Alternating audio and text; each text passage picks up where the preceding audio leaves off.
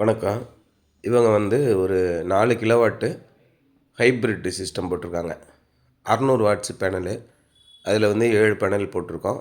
அதோட ஒரு 5 kilowatt inverter, hybrid inverter. அதே மாரி ஒரு பேட்டரி பேக்கப் சிஸ்டம். ஒரு 5 கிலோவாட் பேட்டரி போட்டு கொடுத்துருக்கோம். இந்த மாரி போடும்போது, அவங்க எல்லாமே கேஷ்லேயே பண்ணிக்கிட்டாங்க. ஒரு 5,00,000 கிட்ட வந்துருச்சு.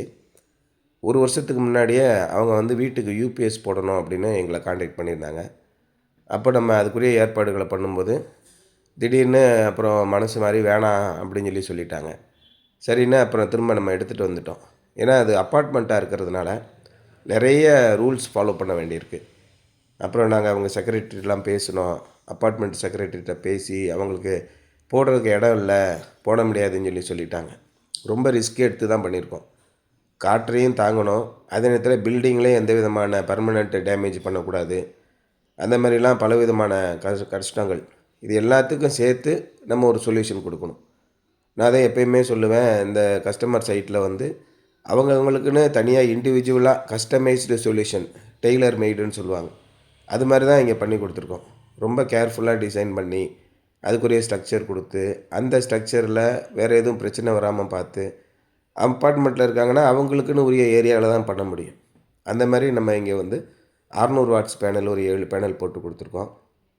அதோட நம்ம 5 கிலோவாட் ஹைப்ரிட் இன்வெர்ட்ரு, கரண்ட்டு போனால் கூட ஏசி ஓடிக்கிட்டுருக்கும். ஒரு 5 கிலோவாட் பேட்ரி கொடுத்தோம்னா ஒரு ஏசி நீங்கள் கனெக்ட் பண்ணிக்கோங்க. இன்வெர்ட்ரு ஏசியாக இருந்தால் ரொம்ப நல்லது. குறிப்பாக நைட்டு நேரங்களில் இன்வெர்ட்ரு ஏசி ஒரு 300லேருந்து 350 வாட்ஸ்க்குள்ளே தான் எடுக்கும். ஒரு 1.5 டன் ஏசியாக இருந்துச்சுன்னா. அப்படி இருக்கும்போது குறைஞ்சபட்சம் ஒரு 7லேருந்து 8 மணி நேரம் உங்களுக்கு ரொம்ப கம்ஃபர்டபுளாக இருக்கும். லைட்டு, ஃபேனு, நம்முடைய இன்டர்நெட்டு டிவைசஸ்ஸு, இது மாதிரி சார்ஜிங்கு எந்த பிரச்சனையும் இருக்காது. அந்த மாதிரி கொஞ்சம் நம்ம ஒரு லக்ஸுரியஸாக போகிறோம்னு வச்சுக்கோங்களேன். சாதாரணமாக ஆன் கிரிட் சிஸ்டம் போடுறவங்களுக்கு பேட்டரியெல்லாம் வேண்டாம். அது எக்கனாமிக்கலாக ஒர்க் அவுட் ஆகும். ஆனால் நம்மளுடைய லைஃப் ஸ்டைல் மாறும்போது நம்ம கொஞ்சம் நல்லாவே குவாலிட்டியாக பண்ணிக்கணும் அப்படின்னு நினைக்கும்போது இந்த மாதிரி போகிறது ரொம்ப நல்லது. கரண்ட்டு நமக்கு எந்நேரம் இருக்கணும். நம்ம கம்ஃபர்ட்லேருந்து கொஞ்சம் விலகிறதுக்கு இல்லை. பகல் நேரத்தில் ரொம்ப கஷ்டப்பட்டு சில பேர் உடல் உழைப்பு செய்கிறாங்க. பல பேர் நம்ம மைண்டு ஒர்க் இருக்குது. அப்போது அதில் நமக்கு ரொம்ப டயர்டாகும். உடல் உழைப்பை விட மைண்ட் ஒர்க்கில் தான் அதிகமான எனர்ஜி நமக்கு தேவைப்படும். அந்த மாதிரி இருக்கிற சூழலில் இரவு நேரங்களில் மின்சாரம் தடையாயிடுச்சுன்னா, நிம்மதியான தூக்கம் இல்லைன்னா அடுத்த நாள் நம்மளால் சரியாக உழைக்க முடியாது. இந்த மாதிரி இடங்களில் இது மாதிரி ஹைப்ரிட் சிஸ்டம் போடுங்க. ரொம்ப சொஃபஸ்டிகேட்டடாக இருக்கும். பவர் கட்டே இருக்காது. அதே மாதிரி ஏசி முதற்கொண்டு நீங்கள் ரன் பண்ணலாம். அந்த மாதிரியான ஒரு சிஸ்டம் தான் இங்கே பண்ணியிருக்கோம். அப்பார்ட்மெண்ட்டே 5 மாடி இருக்குது. அதுக்கு மேலே ரொம்ப ரிஸ்க் எடுத்து தான் ஒர்க் பண்ணி கொடுத்துருக்கோம். எர்த்திங்லேருந்து, லைட்னிங் அரெஸ்டர்லேருந்து, அதே மாதிரி அவங்களுக்கு தேவையான எல்லா வசதியும் நம்ம செஞ்சு கொடுத்துருக்கோம். ஒன்றுலேயுமே பிரச்சனை இல்லாமல் எல்லாத்துக்கும் பெயிண்டிங் முதற்கொண்டு நம்ம பண்ணி கொடுத்துட்றோம். சிவில் ஒர்க் முதற்கொண்டு பண்ணி கொடுத்துட்றோம். இந்த மாதிரி பண்ணும்போது ஹைப்ரிட் சிஸ்டம் வந்துருச்சுனாலே நீங்கள் சொஃபஸ்டிகேஷனாக போயிடுங்க. 10 கிலோவாட் வரைக்கும் ரொம்ப சர்வசாதாரணமாக நம்ம வீடுகளுக்கு பண்ணலாம். 3 ஏசி, 5 ஏசி கூட பண்ணலாம். ஒரு ஏசிக்கு ஒரு பேட்டரின்ற மாதிரி நீங்கள் கால்குலேஷன் பண்ணிக்கோங்க. ரொம்ப சிம்பிளாக அதான் சொல்லலாம். அந்த மாதிரி வச்சுட்டிங்கன்னா 2 ஏசி, 3 ஏசி போனால் 3 பேட்ரி. ஒரு பேட்ரிங்கிறது கிட்டத்தட்ட 1,10,000 கிட்ட வந்துடுது இன்றைக்கி. 6,000 லைஃப் சைக்கிள் இருக்கும். ஒரு 15 வருஷம், 20 வருஷம் லைஃப் இருக்கும். வாரண்ட்டி மட்டும் 10 வருஷம். அதுக்கப்புறம் லைஃப் லாங்காக உழைக்கும். பெருசாக போகணுன்னா பிஎம்எஸ் போகும். இல்லைனா அங்கே வெல்டு எதனா விட்டுச்சுன்னா போகும். லேசர் வெல்டிங்லாம் இப்போல்லாம் செல் டு செல் வருது. அதனால் போகிறதுக்கு வாய்ப்பு கிடையாது.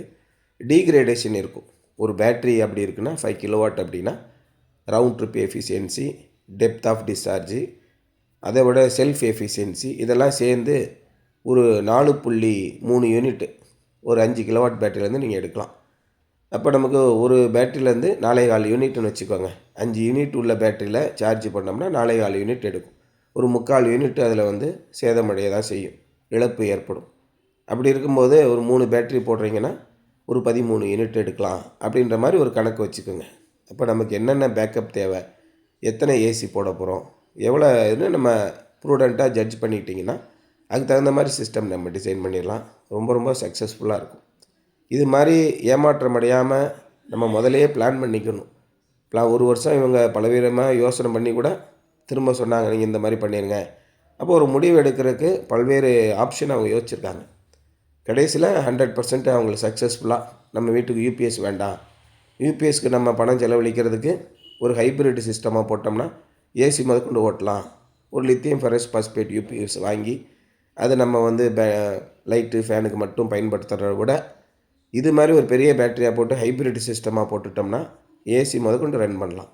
ஏதோ ஒரு எமர்ஜென்சி நைட் டைம்லலாம் நீங்கள் இன்வெர்டர் ஏசி தாராளமாக யூஸ் பண்ணலாம். 200 வாட்ஸ் 300 வாட்ஸ் தாண்டி எடுக்காது. ஏன்னா வெளியில் இருக்கிற டெம்பரேச்சரு 27 28 டிகிரி இருக்கும். நம்ம உள்ள 24 25 டிகிரி தான் வைக்க போகிறோம். ஒரு 3 டிகிரி குறைக்கிறதுக்கு இன்வெர்டர் ஏசியை பொறுத்த வரைக்கும் அதோடய டெக்னாலஜி வந்து ரொம்ப டாப், ரொம்ப கம்மியான வாட்ஸ் தான் எடுக்கும். சாதாரண கட் ஆஃப் ஏசி நீங்கள் வாங்கினீங்கன்னா எனி டைம் 1.5 டன்னுன்னு எடுத்துக்கிட்டிங்கன்னா 1500 2000 வாட்ஸ் எடுத்துக்கிட்டே இருக்கும். ரொம்ப பவர் லாஸ் ஆகும். அப்போ நைட் டைம்லாம் நீங்கள் பேட்டரியிலலாம் சாதாரண ஏசியை போடணும்னு யோசித்து கூட பார்க்காதீங்க. 2 மணி நேரம் பேக்கப் கிடைக்கிறதே ரொம்ப அதிசயம். அதனால் சாதாரண ஏசியை நீங்கள் பெரும்பாலும் பேட்ரி ஹைப்ரிட் சிஸ்டம் போடுறீங்கன்னா சாதாரண ஏசியை மாற்றிடுங்க. அதை யாராவது நீங்கள் பழைய இதில் விற்றுட்டு இன்வெர்டர் ஏசியாக போட்டுருங்க. இன்வெர்டர் ஏசி போடும்போது பில்லும் ரொம்ப குறையும், எஃபிஷியன்சி ரொம்ப ஜாஸ்தியாக இருக்கும். இந்த மாதிரி ஹைப்ரிட் இன்வெர்டர்லாம் போடுறீங்கன்னா பேக்கப் ரொம்ப நேரம் இருக்கும். ஒரு பேட்டரியை போட்டு நீங்கள் 7 மணி நேரம் 8 மணி நேரம் கூட ஏசி யூஸ் பண்ணலாம். இதே ஏசியை பகலில் யூஸ் பண்ணுறீங்கன்னு வச்சுக்கோங்களேன், பகலில் வெளியில் 37 டிகிரி 40 டிகிரி டெம்பரேச்சர் இருக்கும்போது அதிலேருந்து 24 டிகிரிக்கு வரும்போது 15 டிகிரி குறைக்கணும். அப்போ 600லேருந்து 700 வாட்ஸ் எடுக்கும். அப்போயும் பெனிஃபிட் தான். சாதாரண ஏசியை பொறுத்த வரைக்கும் 1500 2000 வாட்ஸ் எடுக்கும்போது இது 700லேருந்து 800 வாட்ஸ் எடுக்கும். அப்போயும் டைரெக்டாக சோலார் பேனலில் ஓடிடும், பேட்டரியிலேருந்து எடுக்காது. நம்ம 4000 வாட்ஸ் எடுக்கிறோம்னா 900 வாட்ஸ் 800 வாட்ஸ் வந்து டைரெக்டாக சோலார் பேனலும் இதுக்கு போயிடும். எக்ஸ்போர்ட் ஆகாமல் இதுக்கு போயிடும். பேட்டரியும் சைமல்டேனியஸாக சார்ஜ் ஆகிருக்கும். ஈவினிங் டைமில் தான் கரண்ட்டு கட் ஆனுச்சுன்னா நமக்கு பேட்டரியிலேருந்து எடுக்கணும். பகல் நேரத்தில் கரண்ட்டு கட் ஆனால் கூட நீங்கள் பேட்டரியிலேருந்து எடுக்க வேண்டியதில்லை. அந்த மாதிரி போய்டும் உங்களுக்கு. இந்த மாதிரி இருக்கும்போது நீங்கள் ஹைப்ரிட் சிஸ்டம் போட்டிங்க அப்படின்னா நீங்கள் இன்வெர்டர் ஏசி, அது மாதிரி இன்வெர்டர் ஃப்ரிட்ஜு, பிஎல்டிசி ஃபேன், இது மாதிரி எனர்ஜி எஃபிஷியன்ட் கான்செப்ட்டுக்கு போங்க. ரொம்ப சக்ஸஸ்ஃபுல்லாக இருக்கும், லாங் பேக்கப் இருக்கும். நம்ம வீட்டில் பவர் ஃபெயிலியர் இல்லாத ஒரு காலம் அதுதான் ஹைப்ரிட் இன்வெர்ட்ரு. இது மாதிரி பயன் பண்ணுங்கள்.